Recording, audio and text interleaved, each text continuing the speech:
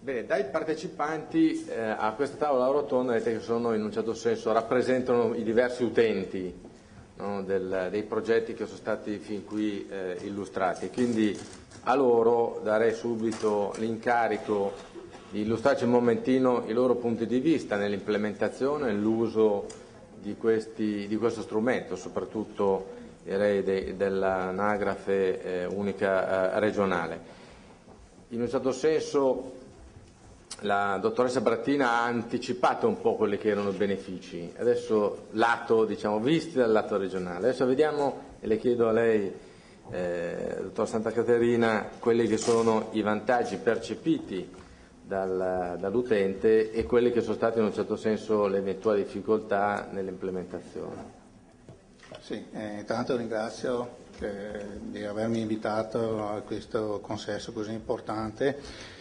Sì, vorrei preliminarmente mettere in evidenza un aspetto che non è stato toccato dai relatori ottimi, per la verità, che mi hanno preceduto, ma che mi sembra sia importante per connotare la qualità dello strumento che la Regione del Veneto è andata a implementare.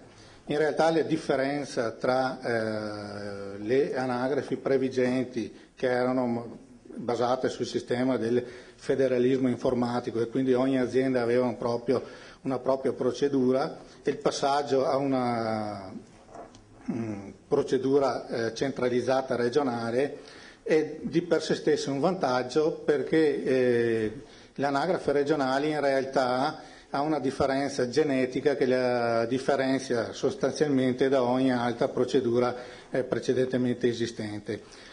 Questa anagrafe regionale si ispira direttamente ai principi che sono stati sanciti all'interno del progetto I mattoni del NSIS, in particolare il mattone 9, dove è stato redatto un documento che regolamenta o che detta i principi a cui dovrebbe ispirarsi una moderna procedura di gestione anagrafica. In particolare lì viene sancito l'idea che l'anagrafe debba essere gestita per eventi, quindi il passaggio dalle aziende, dagli applicativi aziendali all'applicativo regionale di per sé stesso rappresenta un vantaggio, in quanto mette a disposizione uno strumento che risponde alle più avanzate principi tecnici di gestione dell'anagrafe, della gestione anagrafica degli assistiti.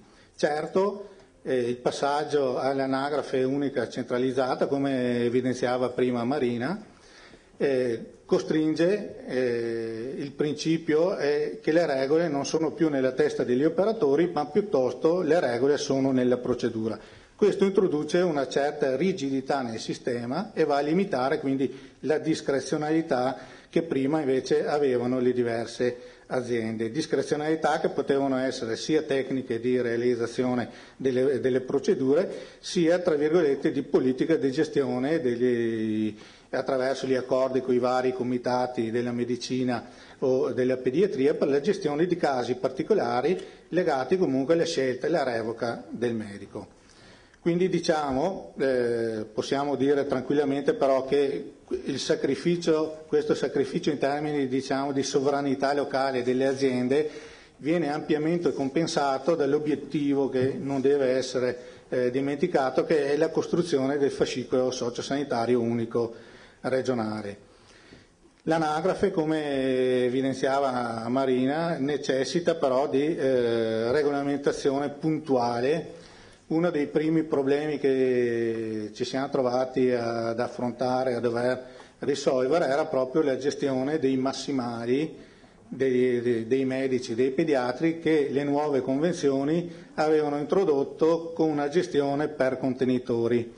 In realtà l'individuazione della soluzione per contenitori nella Regione Veneto era stata individuata già dal progetto cabina di regia negli anni 2004-2005, ma non aveva mai trovato una concreta applicazione a livello di anagrafi. Quindi la nostra anagrafe, penso tra le poche, la prima, forse l'unica in Italia, in realtà ha cercato di disegnare, passare dal modello statico dei massimali disegnati dalle convenzioni alla realizzazione tecnica e informatica di un modello dinamico di gestione dei massimali. E quindi, diciamo, è la prima realizzazione, io credo, in Italia di questa funzione dinamica dei massimali. Questo rappresenta sicuramente un vantaggio sia per gli utenti, sia per le aziende, sia anche per la Regione. Diciamo che ora possiamo contare su un'uniformità di trattamento di casi uguali, che prima invece non era sicuro che avessero la stessa risposta tra le varie aziende della Regione. Possiamo dire quindi che il lavoro è concluso? Direi proprio di no. Abbiamo raggiunto un obiettivo fondamentale, in 13 mesi siamo riusciti a partire con tutte le aziende, adesso però secondo me ci aspetta ancora un lavoro di affinamento del prodotto. La Regione ne è ben consapevole e difatti ha costituito un gruppo di lavoro che rappresenta una sorta di cabina di regia di governo dell'anagrafe unica regionale e che si pone come camera di compensazione tra le esigenze delle aziende più grandi, che sono sicuramente diverse, dalle esigenze e delle problematiche che sorgono in tema di gestione di anagrafe con le aziende più piccole. I vantaggi sono notevoli, abbiamo visto l'identificazione certa del cittadino, unita a un risparmio di tempi di attesa per l'effettuazione delle operazioni. Abbiamo visto che se il cittadino si sposta all'interno della Regione, in realtà vengono risparmiati i tempi di digitalizzazione di tutti i dati, in quanto in realtà il cittadino è già presente nell'anagrafe. Abbiamo un risparmio di costi che Marina aveva messo in evidenza da parte delle aziende. Pensate che vengono risparmiati tutti i costi relativi alle comunicazioni tra tutte le aziende regionali e quindi costo di personale dedicato all'estrazione e poi alla spedizione dei dati, che in periodo di spending review è comunque un contributo, se anche piccolo, però è sempre un contributo a risparmio. Però diciamo il vantaggio maggiore è sul lato regionale, in quanto l'anagrafe, se andremo a implementare base dati, consentirà di effettuare dei monitoraggi costanti, puntuali, quasi in tempo reale, per guidare anche la programmazione.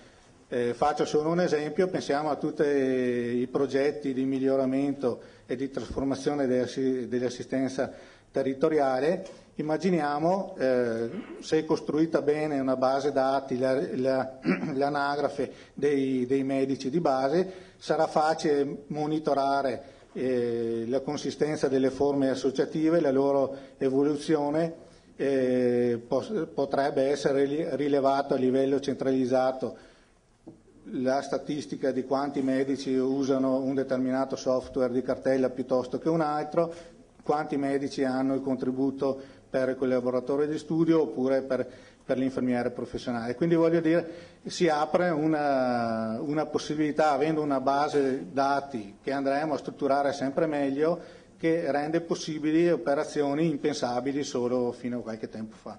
Bene, grazie. Adesso io passerei a un'altra esperienza, un'esperienza dell'USL di Adria, qui rappresentata dal dottor Perina, noto ovviamente a tutti, e chiedendo appunto il suo punto di vista, quindi la sua esperienza, perché da quello che mi risulta la provincia di Rovigo ha fatto, diciamo, un po' da pilota, no? Sia per quanto riguarda l'utilizzo dell'anagrafica unica, sia anche per poi garantire l'allineamento con i sistemi informativi dei medici in medicina generale. Quindi ecco, chiederei a lei la sua esperienza e, visto, riprendendo un momentino l'intervento prima del dottor Saccavini, se avete avuto l'opportunità anche di valutare quei benefici, cioè in che cosa in un certo senso si concretizzano oggi in termini monetari i risparmi che questo sistema ha potuto portare alla vostra ULSS? Sì, diciamo, va fatta una premessa. Le due aziende ULSS della provincia di Rovigo, l'ULSS 18 di Rovigo e l'ULSS 19 di Adria, hanno da tempo avviato un progetto importante di unificazione e di integrazione dei loro sistemi informativi.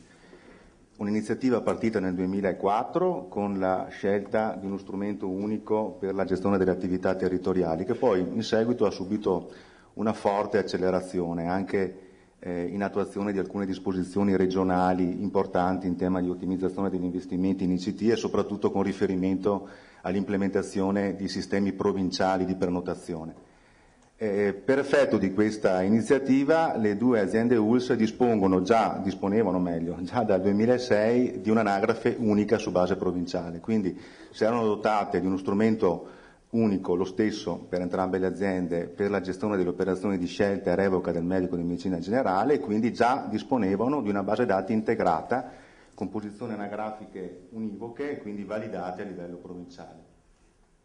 Naturalmente questo poi per le due aziende ha costituito la premessa per le successive fasi di integrazione, diciamo, dei loro sistemi informativi che hanno riguardato i sistemi di prenotazione, quindi le due aziende hanno da tempo un CUP unico, i sistemi informativi ospedalieri, quindi l'ADT, il pronto soccorso, il sistema di gestione delle immagini radiografiche, quindi il RIS, il PAX, il sistema informativo di laboratorio. Ecco, quindi si può dire in un certo senso che le ULSS della provincia di Rovigo avevano anticipato su scala ovviamente molto, molto più ridotta il progetto che poi nel 2010 e nel 2011 la Regione ha brillantemente condotto sulla molto più ampia scala regionale. Quindi avevano da un lato uniformato i comportamenti dei loro operatori nella gestione proprio amministrativa delle attività di realizzazione, di effettuazione, diciamo, delle operazioni di iscrizione e variazione anagrafica, che è l'aspetto, come dire, fondamentale, no? Perché al di là della scelta del software, diciamo, l'elemento cruciale è che poi, voglio dire, esistevano spesso comportamenti anche difformi, diciamo, o almeno non completamente standardizzati e uniformi, diciamo, dal punto di vista amministrativo, insomma. E quindi si erano dotate di un'anagrafe unica, quindi avevano effettuato quell'operazione di validazione incrociata delle basi dati anagrafiche per eliminare i doppioni e per correggere tutte le altre, come dire, anomalie, diciamo, che la gestione invece di anagrafi separate, diciamo, fatalmente determina. Insomma, ecco. E questo è forse stato il motivo per cui da un lato la Regione ha chiesto alle due ULSS della provincia di Rovigo di come dire, testare per prime il passaggio al nuovo applicativo regionale. Dall'altro c'è stata la più ampia disponibilità da parte nostra, come dire, anzi, diciamo, la soddisfazione, insomma, di poter, come dire, dare evidenza della fattibilità di questo importante progetto, insomma. E quindi siamo partiti ad ottobre del 2010, naturalmente presso tutti i punti di contatto, diciamo, dove nasce e viene alimentata e costantemente aggiornata l'informazione anagrafica relativa ai nostri assistiti. L'esperienza è stata, insomma, del tutto positiva, insomma, adesso ne vediamo, come dire, i benefici, soprattutto dal punto di vista della qualità del dato anagrafico, no? Lo diceva già Mirko, insomma, quando un assistito viene da fuori ULSS o da fuori ambito provinciale, adesso non c'è più necessità, insomma, di acquisire, validare, caricare i dati anagrafici, li troviamo già disponibili in anagrafe regionale, insomma, quindi, come dire, il vantaggio è enorme. Chiaramente, come dire, sono d'accordo anch'io con Mirko, il vantaggio è enormemente amplificato per la Regione, diciamo che ha come dire, la possibilità di utilizzare un'anagrafe unica fatta solo di posizioni validate, mentre prima, diciamo, persistevano, nonostante i continui solleciti della Regione, diciamo, situazioni di doppia registrazione, no, determinate dalla latenza, diciamo, nelle operazioni di cancellazione in presenza di un trasferimento, diciamo, di residenza, diciamo, da un'azienda all'altra. Adesso questo rischio è eliminato alla radice, insomma, e quindi, diciamo, i vantaggi sono, come dire, per la Regione ancora più importanti, diciamo, di quelli che ha la singola azienda. No? Ovviamente sono di sistema, benefici di sistema. Sono benefici di sistema importantissimi, perché si crea, come dire, come è stato detto più volte, insomma, ma come è evidente, insomma, la premessa per ulteriori sviluppi importantissimi, insomma, nelle attività di realizzazione di un unico sistema informativo sanitario regionale. Ecco, avete avuto l'opportunità di individuare quelle che sono state le aree che hanno appunto beneficiato maggiormente, le aree organizzative che hanno beneficiato? Diciamo, come dire, l'aspetto sul quale io metterei particolarmente l'accento è proprio quello, come dire, della standardizzazione dei comportamenti amministrativi, no? L'ha detto Mirko e l'ha detto anche la dottoressa Brattina prima, no? C'erano comportamenti difformi, ecco. Ed è questa anche la ragione forse dell'impatto più rilevante che c'è stato nelle aziende, diciamo nel passaggio alla nuova anagrafe regionale, no? Da un lato l'adozione di questa nuova logica della gestione per eventi, no? Delle variazioni anagrafiche, no? Quindi del cambiamento di stato, diciamo, dell'assistito al verificarsi di un evento di variazione, che è una logica nuova, efficace, importante. E poi anche alcune regole, diciamo, proprio operative specifiche, no? Si è detto più volte, i criteri di determinazione dei massimali, insomma, sono stati uniformati. Questo è un aspetto, diciamo, che ha avuto una ricaduta ovviamente in tutte le aziende, perché nella fase di avvio, come dire, si è dovuto verificare la coerenza della base dati e soprattutto, diciamo, delle operazioni di scelta e revoca con queste nuove regole, ma adesso, diciamo, dà un risultato di sistema enorme per l'amministrazione regionale. Ecco. E questo è stato poi, altro impatto importante è stato ovviamente quello di tipo tecnico, ma insomma forse lo diranno meglio i colleghi, insomma, di propagazione del dato anagrafico. L'altra cosa che ci tenevo a dire, proprio per chiudere con l'esperienza di Adria, è il fatto che noi, gestendo sempre su incarico della Regione il progetto DOGE, che ha definito appunto lo standard per l'integrazione tra i sistemi informativi delle aziende e i sistemi di cartella clinica dei medici di medicina generale, abbiamo subito avuto modo di utilizzare la base dati regionale, no? Implementata a livello aziendale, per effettuare proprio l'implementazione dei servizi di allineamento anagrafico tra azienda e cartella clinica del medico. Cosa che è stata fatta immediatamente. Il servizio, insomma, lo conoscono tutti perché adesso è diffuso ovviamente in tutte le aziende, insomma, prevede da un lato un allineamento massivo, no, quando partono i servizi di cooperazione, e poi, diciamo, una notifica sistematica di tutti gli eventi di aggiornamento. Ecco. Qual è il vantaggio? Il vantaggio ovviamente è che essendo prodotto, diciamo, sulla base di un dato anagrafico validato non soltanto a livello aziendale ma addirittura a livello regionale, il documento che il medico genera col suo sistema di cartella clinica può essere riconosciuto correttamente da tutti i sistemi informativi aziendali, quindi è la premessa fondamentale questa per la vera condivisione del dato clinico nel progetto di fascicolo, insomma questa è una cosa fondamentale. Grazie dottor Perina.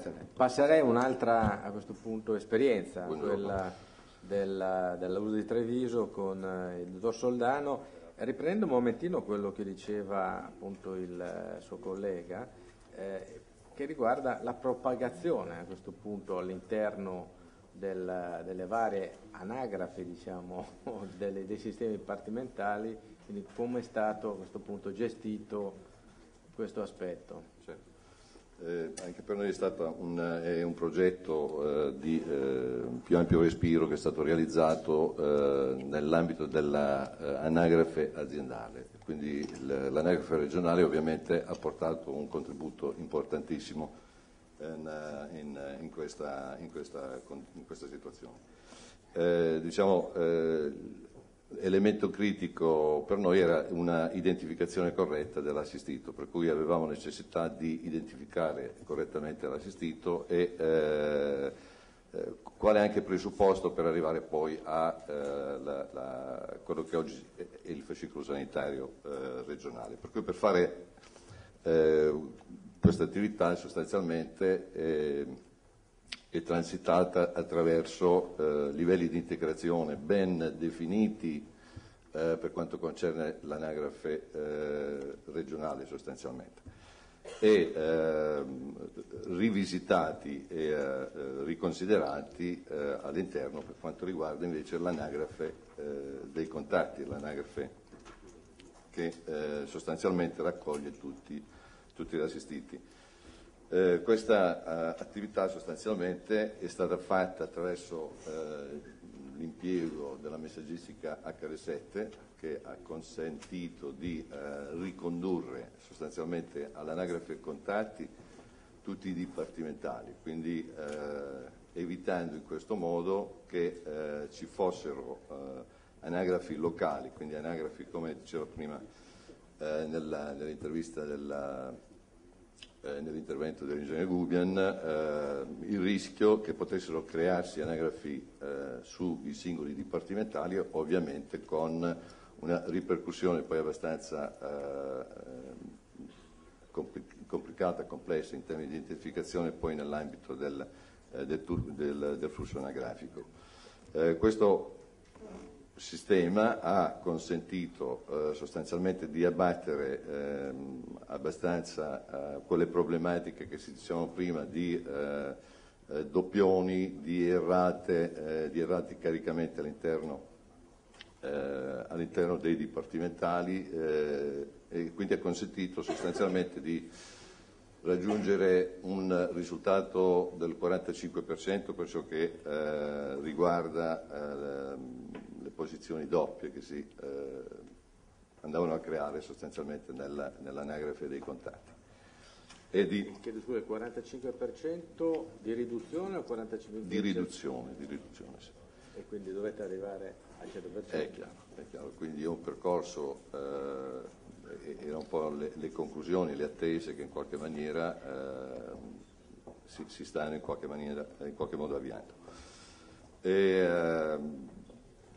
Ecco, se lei dovesse, in un certo senso, per riprendere un po' il tema che è dietro le mie spalle, no? Lezioni apprese, suggerimenti, quale tipo di suggerimento e a chi la darebbe per, diciamo, rendere più fluido? Certo, il primo suggerimento è quello di riuscire a livello centrale di creare questa integrazione, ma è stata in qualche maniera indicata, questa integrazione con Inasaia, con queste anagrafi nazionali, Inasaia e MEF, e questa è un'integrazione che sicuramente conterrebbe l'integrazione con i comuni, considerato che Inasaio sostanzialmente è l'ente che detiene l'informazione anagrafica di residenza, fondamentale per la gestione di un'anagrafe aziendale, ovviamente. Bene.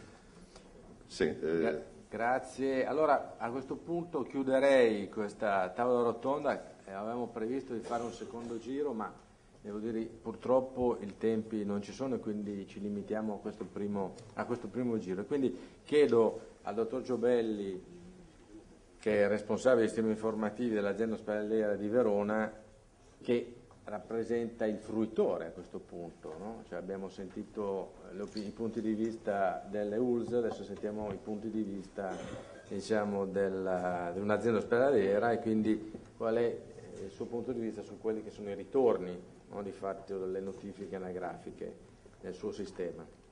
Certo, parto dagli obiettivi regionali. Quando abbiamo cominciato a vedere gli obiettivi regionali abbiamo visto quest'area informatica, un po' ci siamo spaventati chiaramente, perché poi abbiamo visto che erano tutti obiettivi su cui tutto sommato stavamo già lavorando noi, come penso tutte o quasi tutte le aziende.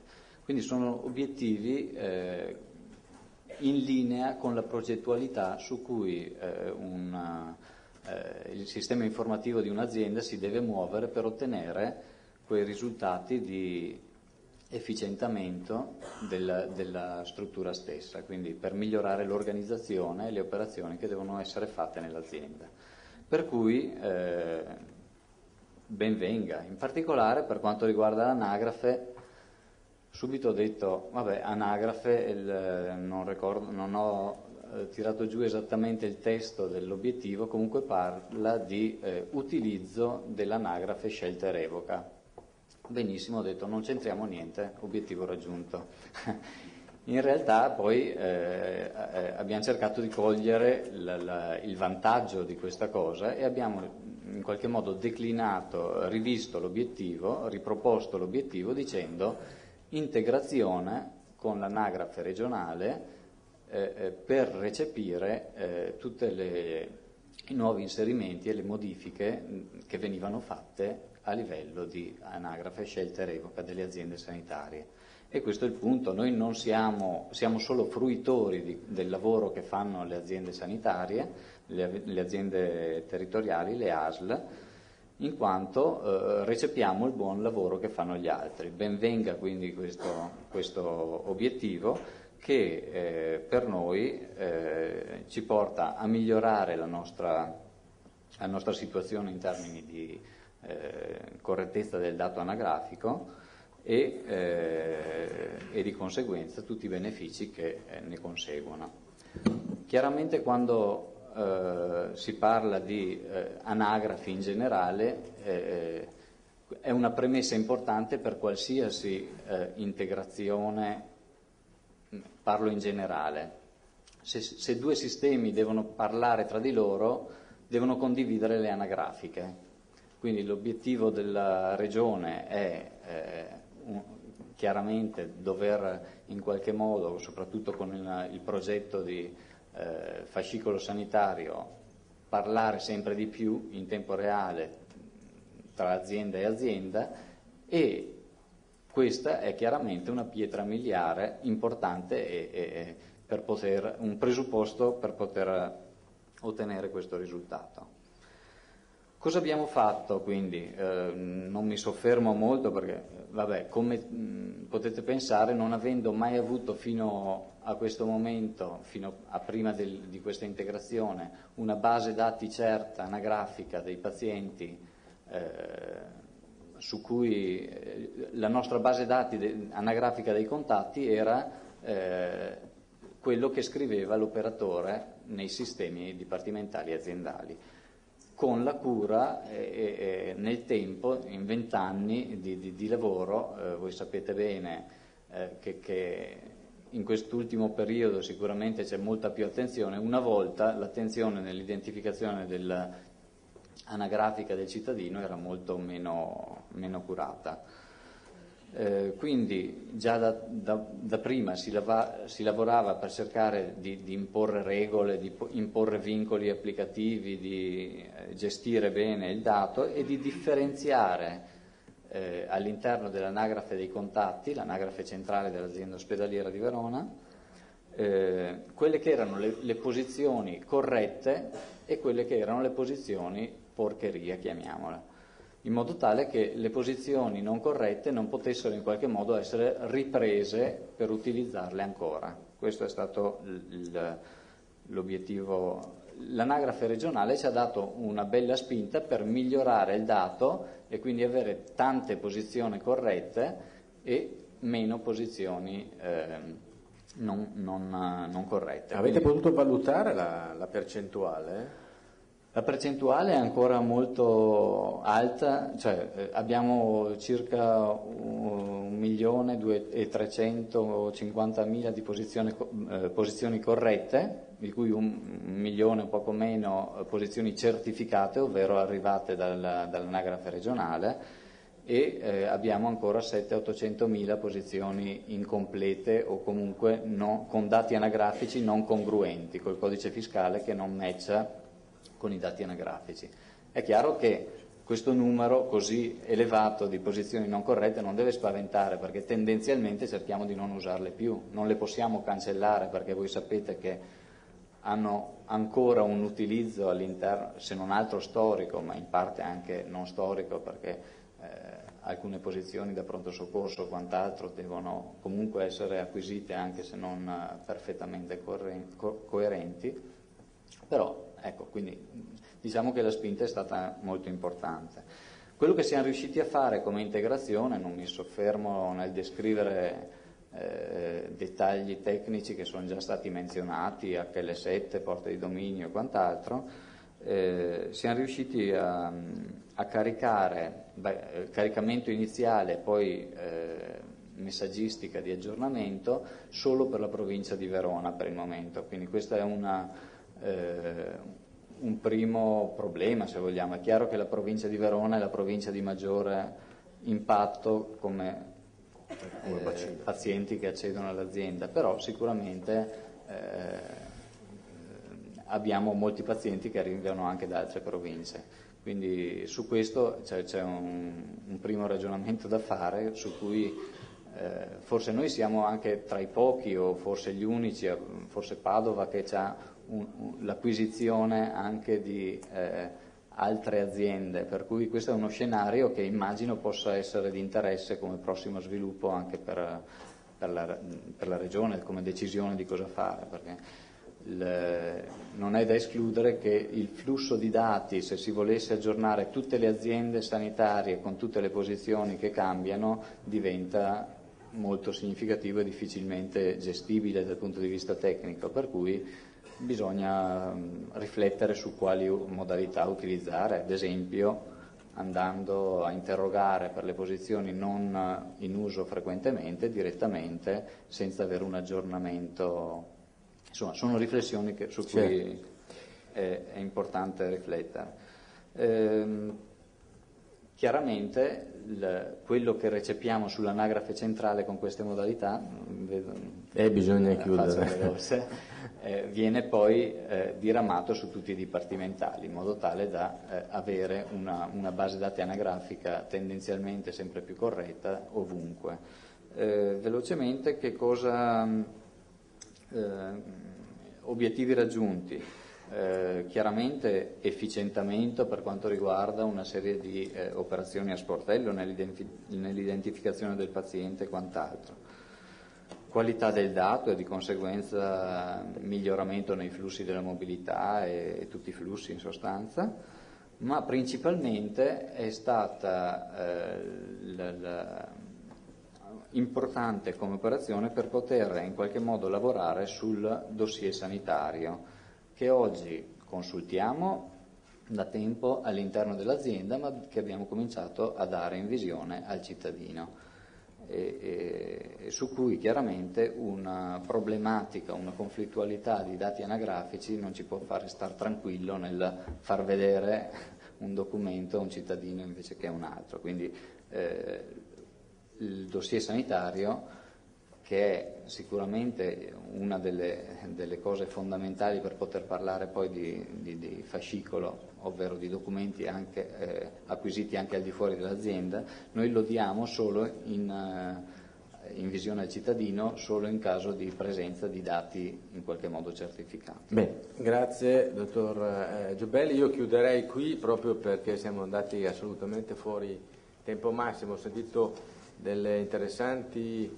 esperienze come, voglio dire, osservatorio. Sicuramente questo per me è stata una fonte interessante di spunti che mi riservo, con la collaborazione ovviamente anche della Regione, magari di poter approfondire, perché sicuramente questa è una regione che è di riferimento per lo sviluppo, diciamo, dell'information technology e dei modelli, diciamo, organizzativi che ne curano la governance. Io quindi ringrazio i partecipanti alla rotonda e chiamo a chiudere questo interessante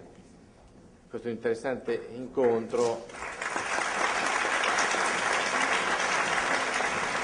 il dottor Mantoan. Prego. Allora, siamo arrivati un po' lunghi e quindi cercherò di essere estremamente sintetico nelle conclusioni.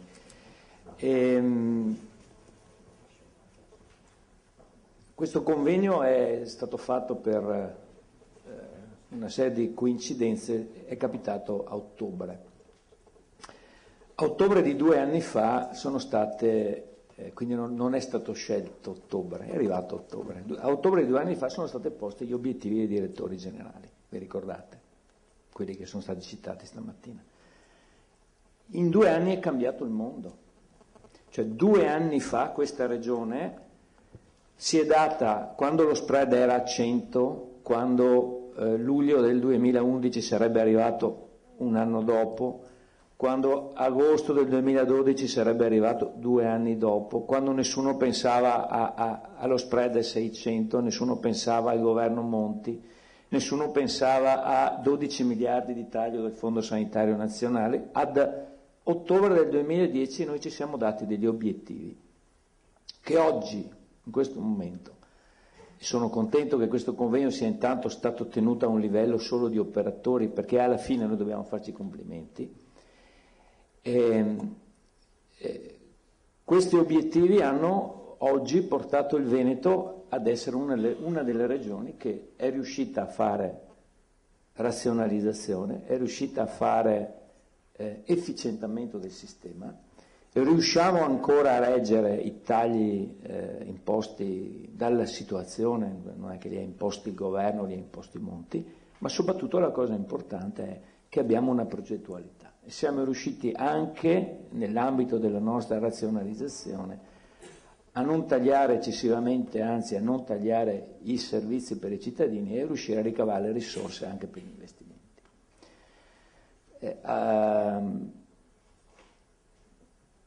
Abbiamo anche scelto, e la cosa che mi interessa dire oggi è proprio questo, noi 2 anni fa abbiamo scelto di non stressare il sistema. Mi sembra che lei venga da una regione dove stanno buttando per aria il sistema. Noi abbiamo scelto di mantenere il sistema dei 500 campanili, abbiamo scelto di confermare il fatto che questa regione per tradizione non è mai stata una regione dirigista alla Lombardia, come diceva Gubbia, no? In Lombardia non ci sono i 1000 progetti del Veneto, ma c'è il progetto della Lombardia o dell'Emilia Romagna, e siamo riusciti a mettere a sistema le intuizioni, la voglia, la volontà, le competenze diffuse delle nostre US. Cioè, questa è stata la sfida di questi 2 anni, è stata quella di non mortificare la periferia, ma di riuscire a esaltare la periferia, ad esaltare le decine di bravi dirigenti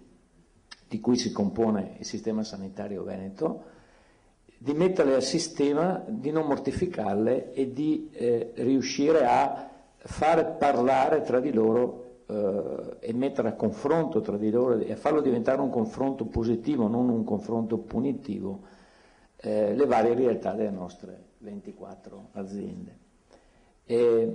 Abbiamo anche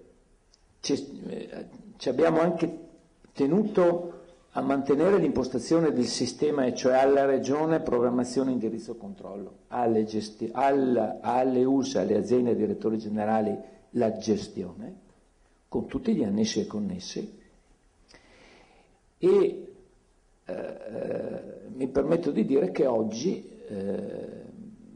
questi 2 anni i risultati che abbiamo portato di questi 2 anni sono risultati che oggi permettono al Veneto, permettono alla politica del Veneto di presentarsi ai tavoli nazionali oggi che in particolare oggi è sotto accusa la gestione delle regioni, è sotto accusa la modifica del titolo V della Costituzione, è sotto accusa il decentramento della sanità date alle regioni, che bisogna dire la verità, in gran parte ne hanno fatto un cattivo uso, ma bisogna anche altrettanto dire che dove è stata gestita bene, e il Veneto è una delle regioni dove è stato gestito bene, questo sta portando dei risultati ottimali. La settimana scorsa, all'inizio della settimana, ero a Milano alla Bocconi, dove la Bocconi sapete che è stata è stata la fucina, il pensatoio da cui è partita il concetto di aziendalizzazione, e hanno spinto sul concetto di aziendalizzazione, si stanno ponendo anche loro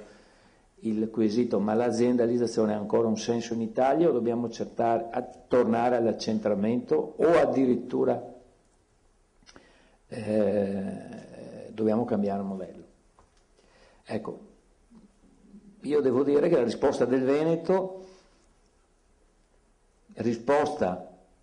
non politica, ma risposta data, messa in evidenza con i dati che oggi abbiamo visto, è quella che, secondo noi, la strada giusta è quella di lavorare, di non modificare il sistema, di non stravolgere il sistema, ma di perfezionarlo, di lavorare sull'aziendalizzazione, sul miglioramento dell'aziendalizzazione, sull'avere una progettualità regionale, sul fatto che la regione deve essere un punto di coordinamento, di stimolo, di pungolo e di investimento, ma che le aziende, poi l'altro tema un po' più in là sarà le dimensioni delle aziende, ma che le aziende, il modello dell'aziendalizzazione è il modello forte, il modello vero, un modello da salvare, è un modello da ancora validare.